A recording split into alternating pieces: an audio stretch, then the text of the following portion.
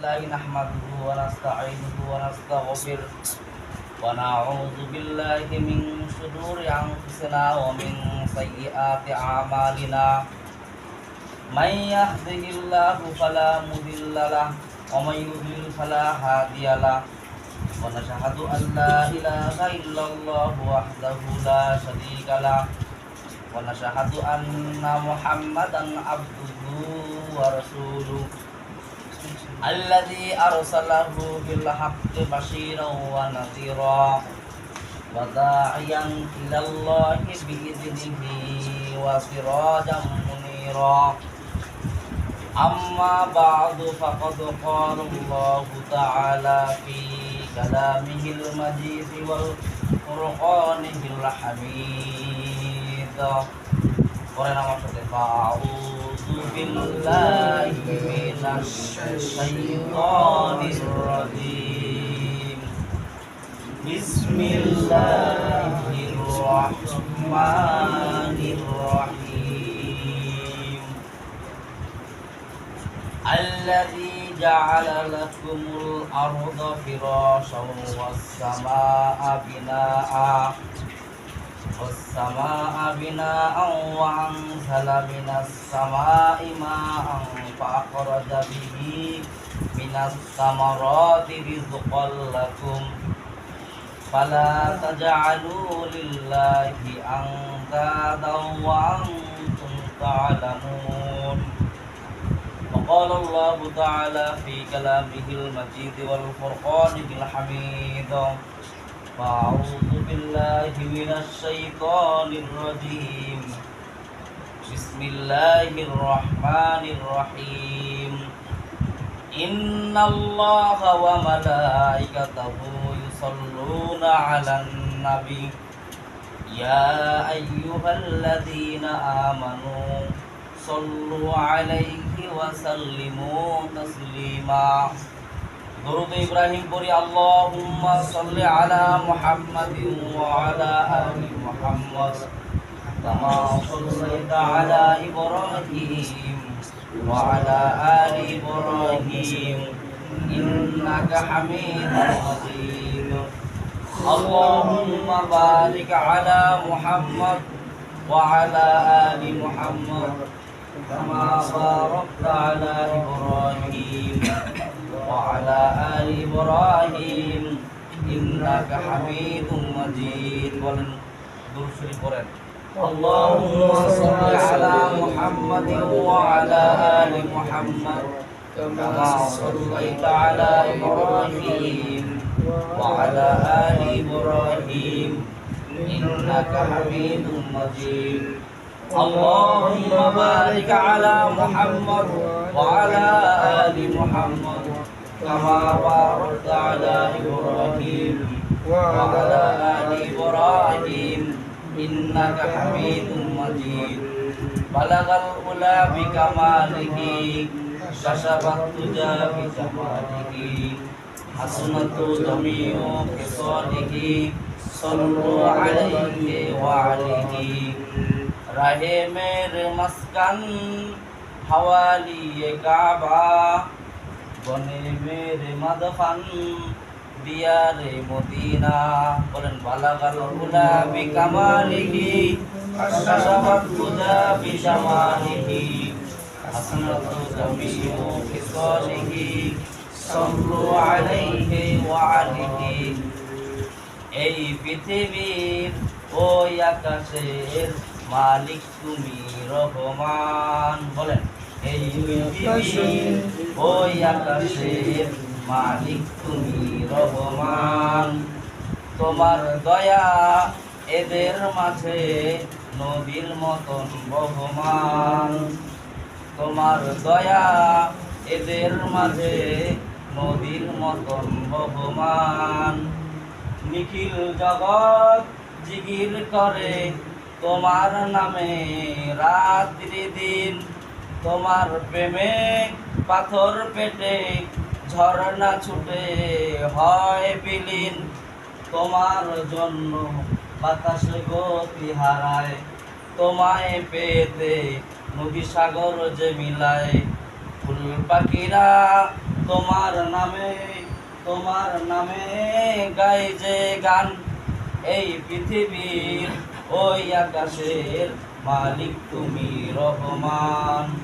আলহামদুলিল্লাহ, সমস্ত প্রশংসা সেই মহান রব্বুল আলামিনের, যিনি আমাদেরকে রবিউল আউয়াল মাসের তৃতীয় জুমা আসার বসার এবং দুটি কথা শোনার এবং কি তার তাৎপর্য অনুযায়ী আমল করার তৌফিক দান করেছেন। সেই মহান দরবারে আমরা শুকরিয়া জ্ঞাপন করি। আমরা সকলেই বলি আলহামদুলিল্লাহ। আল্লাহ পাক কালামের ভিতর বলেন, লা ইন শাকারতুম লা আযিদান্নাকুম ওয়া লা ইন কাফারতুম ইন্না আযাবি লাশাদীদ। যে বান্দা আমার নিয়ামত পায়, নিয়ামতের শুকরিয়া আদায় করে, তার নিয়ামতকে আমি আল্লাহ পাক বাড়ায় দেই। সুবহানাল্লাহ। আর যে বান্দা আমার নিয়ামত পাইলো, নিয়ামতের নাশুকরিয়া আদায় করে, তার নিয়ামতকে আমি আল্লাহ পাক সিনাই নিয়া ইন্না আযাবি লাশাদীদ, শক্ত আযাব দ্বারা গ্রেফতার করি বলি নাউযুবিল্লাহ। এই যে আল্লাহ পাক আমাদেরকে একটা নিয়ামত দান করলেন, যে রবিউল আউয়াল মাসের তৃতীয় জুমা। দেখুন যে কত বড় একটা বস্তি, এই বস্তি থেকে আল্লাহ পাক আমাদেরকে বাছাই করে কিছু কিছু লোক আমাদেরকে নিয়ে এসেছে। আল্লাহ পাক পারতেন ওদেরকেও নিয়ে আসতে পারতেন না?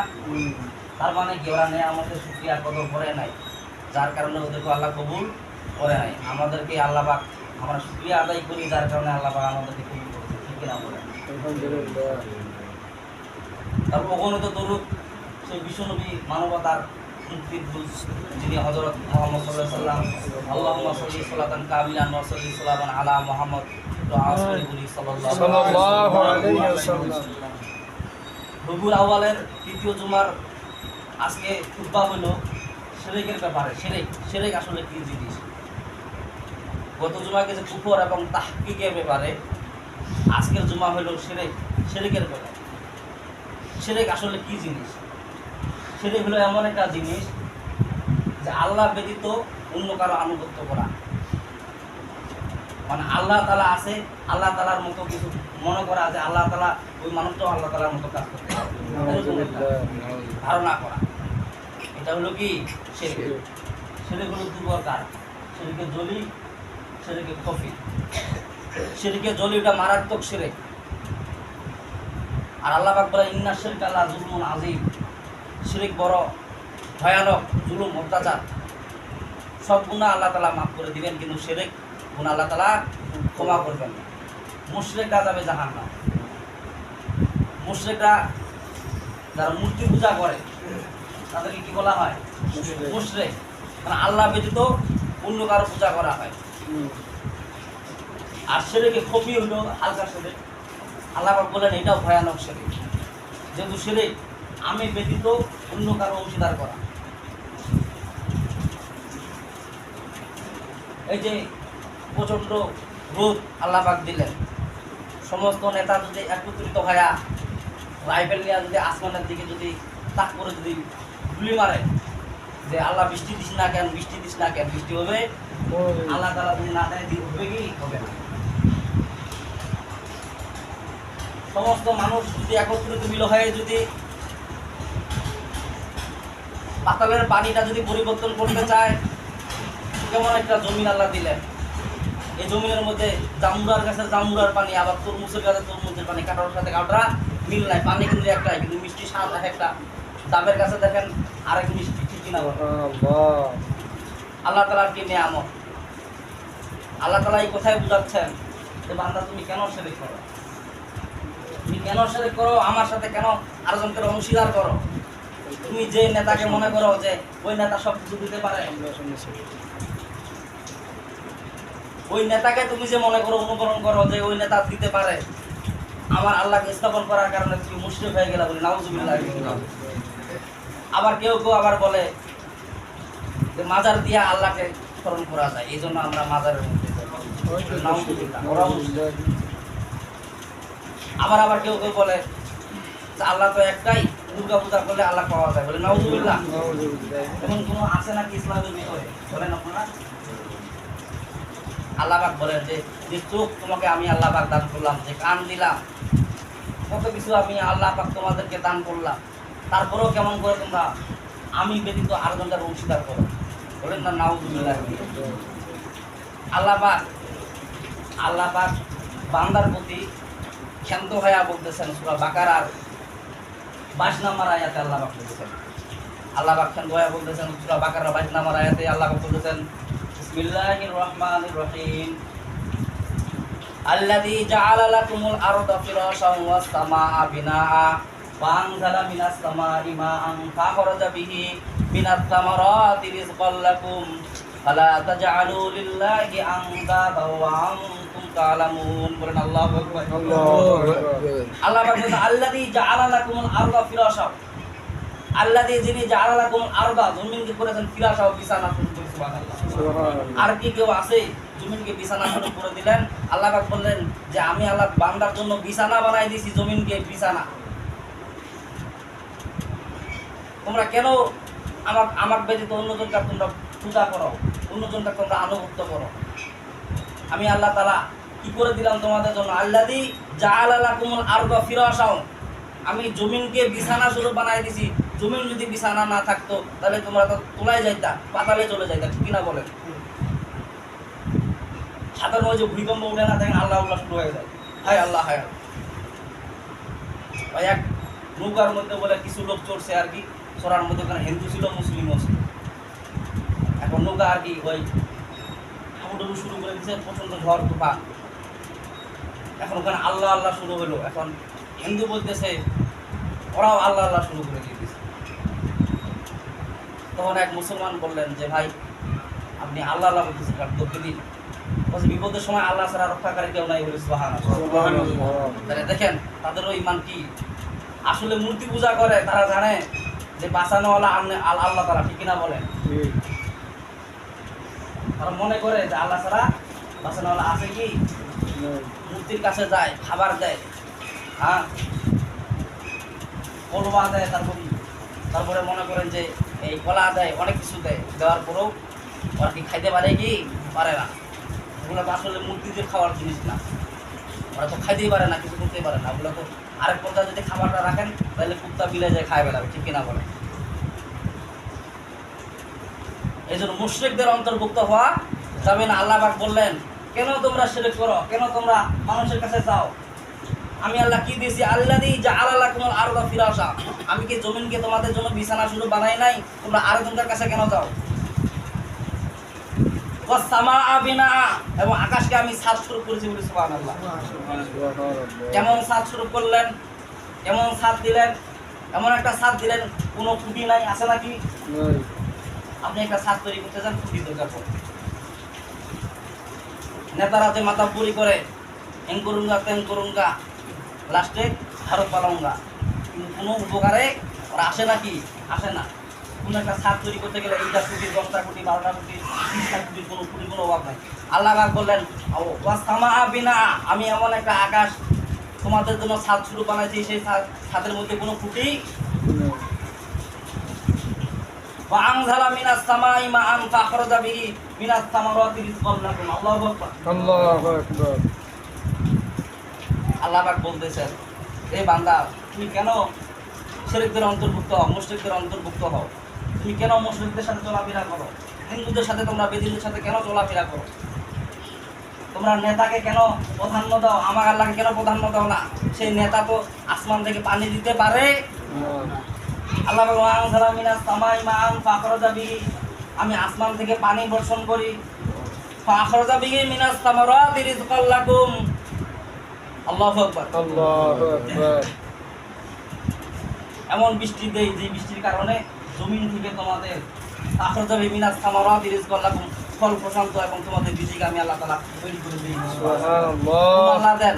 সুবহানাল্লাহ। নেতা তো কিছুই দিতে পারে না, কি দিতে পারে? কিছু দিতেই পারে না। সেই নেতার পিছনে তোমরা ধর্ম দিয়ে চলো, সেই নেতার পিছনে তোমরা স্লোগান দিয়ে চলো।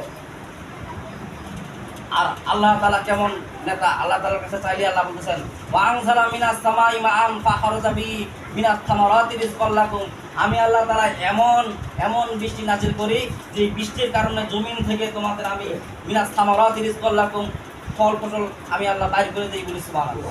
কেমন ফল ফসল বাইর করে দেন? জমিন একটা না দুইটা, বলেন দেখি? একটাই জমিন। সেই জমিন থেকে জামুরার কাছে জামুরার পানি, তরমুজের কাছে তরমুজের পানি, ডাবের কাছে ডাবের পানি, কোনো পানির সাথে কোনো পানির মিল। আল্লাহু আকবার। কোথায় আসলো? আল্লাহ পাক বলতেছেন তোমরা কেন মুশরিকদের অন্তর্ভুক্ত হও, কেন মুশরিকদের পিছনে ছুটো, কেন নেতাদের পিছনে ছুটো? আমার আল্লাহর কাছে চললে তো তোমরা জিনিস পাবো। সুবহানাল্লাহ। আপনি সমস্যার মধ্যে ভুগতেছেন, আল্লাহর কাছে চান, তাহাজ্জুদ নামাজ পড়ে আল্লাহর কাছে কাঁদেন।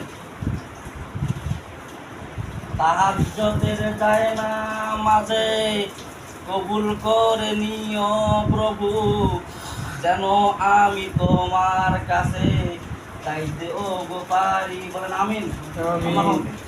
তাহাজ্জুদের নামাজে আল্লাহর কাছে বেশি করে কাঁদেন, চান, আল্লাহ তাআলা আপনাকে দান করবেন। সুবহানাল্লাহ। আল্লাহ পাক বলেন যে বান্দার কি হলো, বান্দা আমার কাছে চায় না কেন? আমি জমির ভিতর সব কিছু দেই, ফল ফসল কত কিছু দেই, আমার আল্লাহর কাছে চায় না কেন? বান্দার কি হলো, বান্দা আমার কাছে চায় না কেন? এক মানুষের কাছে একটা জিনিস চাইতে যাবেন, একবার চাবেন, দ্বিতীয়বার চাবেন, ওটা রাগ করে। কিন্তু আল্লাহ পাক বলেন যে আমার কাছে না চাইলে আমি রাগ করি। কেমন আল্লাহ?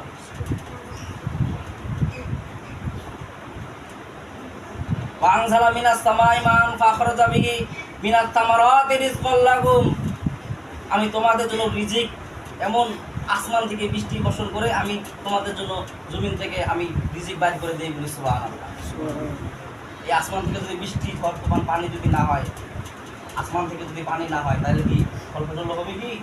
হবে না। সে আল্লাহ পাক বলেছেন ফালা তাজআলু লিল্লাহি আনদাদা ওয়া আনতুম তা'লামুন। আল্লাহু আকবার। ফালা তাজআলু, আল্লাহ পাক দয়া মায়া করে বলতেছে আল ফালা তাজআলু, তোমরা করিও না, লিল্লাহি, আল্লাহর সাথে, আনদাদান, আর সমকক্ষ, ওয়া আনতুম তা'লামুন, যা তোমরা জেনে থাকো। আল্লাহু আকবার। আমরা জানা সত্ত্বেও, এজন্য আল্লাহ পাক বললেন যে বান্দা জানা সত্ত্বেও যে মুশরিক ওদের অন্তর্ভুক্ত হয়, এজন্য আমি আল্লাহ তাআলা বলতেছি ফালা তাজআলু লিল্লাহি আনদাদা ওয়া আনতুম তা'লামুন। ফালা তাজআলু লিল্লাহি, আল্লাহর সাথে তোমরা কাউকে শরীক করিও না, ওয়া আনতুম তা'লামুন, যদি তোমরা জেনে থাকো। জানা সত্ত্বেও যদি আমরা মুশরিকদের অন্তর্ভুক্ত হই, নেতার পিছনে দৌড়াই, আর যদি মনে করি যে আল্লাহ যা দিতে পারে ওই নেতাও দিতে পারে, এরকম লোক আছে না? নাই?